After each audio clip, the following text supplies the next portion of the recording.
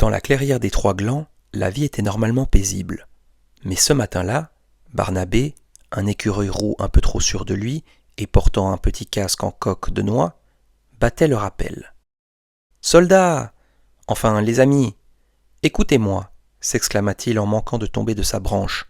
« Les humains aux pantalons courts sont arrivés, et ils ont apporté le Graal. » À ses côtés, Gédéon, un hérisson particulièrement rond et lent, mâchouillait un brin d'herbe avec indifférence. « C'est quoi ton Graal cette fois, Barnabé ? La dernière fois, c'était un vieux gant de jardin troué. Mieux que ça, un gâteau au chocolat de la taille d'une souche d'arbre, recouvert d'une crème blanche si nuageuse qu'on pourrait dormir dedans. » Barnabé avait un plan complexe, impliquant des signaux de fumée, avec de la poussière de pollen, et des tactiques de diversion. Gédéon, lui, avait juste faim. La morale de Barnabé était simple. Tout ce qui brille ou qui sent le sucre appartient à celui qui est le plus rapide. Mais la forêt allait lui apprendre une toute autre leçon. Le duo s'approcha de la nappe rouge et blanche. Les humains jouaient au ballon un peu plus loin. Le gâteau trônait au centre, majestueux. Barnabé décida d'utiliser comme camouflage des feuilles mortes collées avec de la sève sur son petit corps. Gédéon, lui, se contenta de se rouler dans une boîte de carton vide qui traînait là. Il ressemblait maintenant à un colis piégé qui avançait par petits bonds. Alors qu'il touchait presque au but, un obstacle de taille se dressa devant eux. Pompon, le caniche des humains. Pompon n'était pas méchant, mais il était extrêmement stupide et adorait tout ce qui roulait. Voyant une boîte en carton bouger, il commença à aboyer avec un enthousiasme assourdissant. « Repli, repli stratégique !» hurla Barnabé en grimpant à toute vitesse sur le dos de Gédéon. Le hérisson, pris de panique, se mit en boule à l'intérieur de sa boîte. Le chien, croyant à un nouveau jeu, commença à pousser la boîte avec son museau. Voilà nos deux héros transformés en passagers d'un véhicule incontrôlable, dévalant la pente de la colline à toute allure. La boîte finit sa course dans un buisson de ronces, pile au pied de Madame Chouette, la juge de la forêt, qui essayait de faire sa sieste. Elle ouvrit un œil jaune et sévère. « On peut savoir ce que ce colis express fait dans mon salon ?» demanda-t-elle. Barnabé sortit de la boîte, les feuilles de son camouflage de travers. « Madame la juge, c'est la faute de Gédéon. Il a attiré le monstre frisé. »« Ma faute ?» répliqua Gédéon, en sortant le nez. « C'est toi qui as voulu le gâteau géant. » Madame Chouette soupira. « Vous voulez ce gâteau ? Très bien, mais la forêt ne donne rien sans rien.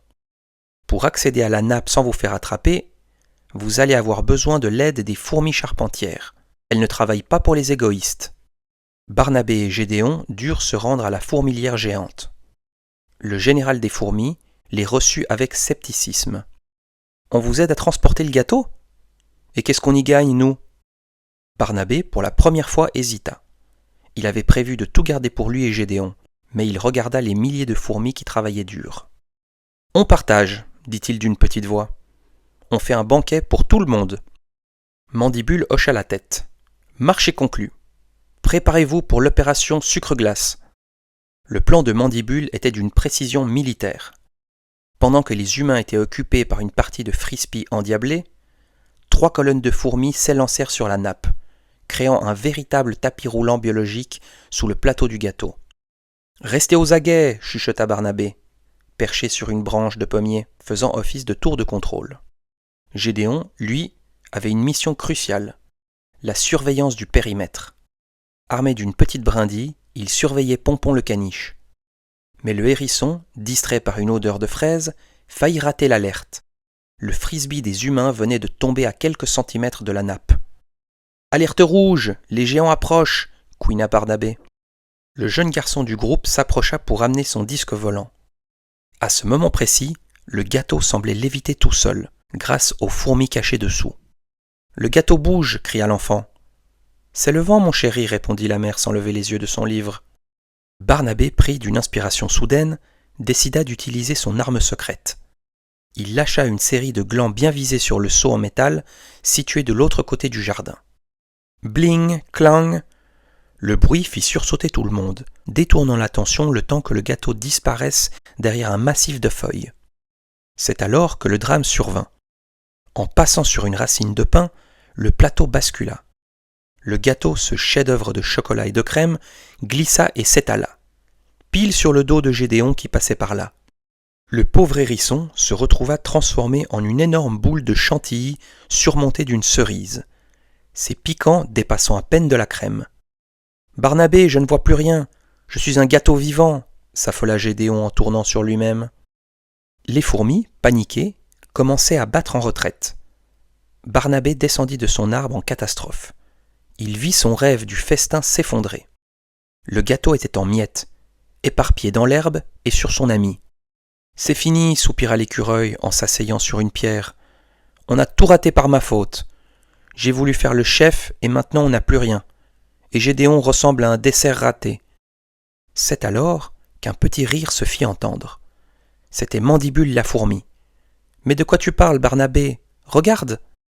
Même si le gâteau n'était plus présentable pour des humains, il était maintenant divisé en centaines de petites portions accessibles à tous. Les fourmis se régalaient déjà des miettes. Un groupe de scarabées s'était joint à elles pour nettoyer la crème sur les feuilles. Gédéon, de son côté, commença à se lécher les pattes. « En fait, c'est meilleur qu'en cet étalé, » dit-il avec un grand sourire chocolaté. « Viens m'aider à nettoyer mes piquants, Barnabé. » L'écureuil comprit alors. Son plan parfait visait la possession d'un objet entier. Mais la réalité offrait quelque chose de bien plus joyeux, un partage désordonné mais généreux. Jamais la clairière n'avait connu une telle ambiance. Les grillons jouaient du violon, les mulots dansaient entre les miettes de génoise, et même Madame Chouette descendit de son arbre pour goûter une goutte de glaçage. Barnabé retira son casque en coque de noix et s'assit à côté de Gédéon, qui était enfin redevenu un hérisson, bien qu'un peu collant. « Tu sais, Gédéon, j'ai appris un truc aujourd'hui. »« Ah oui ? Que les caniches sont nuls en cache-cache ?»« Non, rigola l'écureuil. J'ai appris que le bonheur, c'est comme un gâteau. Il n'a pas besoin d'être parfait pour être délicieux. Et il est bien meilleur quand on finit par le partager, même si c'est par accident. » Gédéon hocha la tête, les paupières lourdes de sommeil et l'estomac bien rempli. « C'est vrai, mais la prochaine fois, on pourrait peut-être essayer de voler, je ne sais pas, une pizza ?»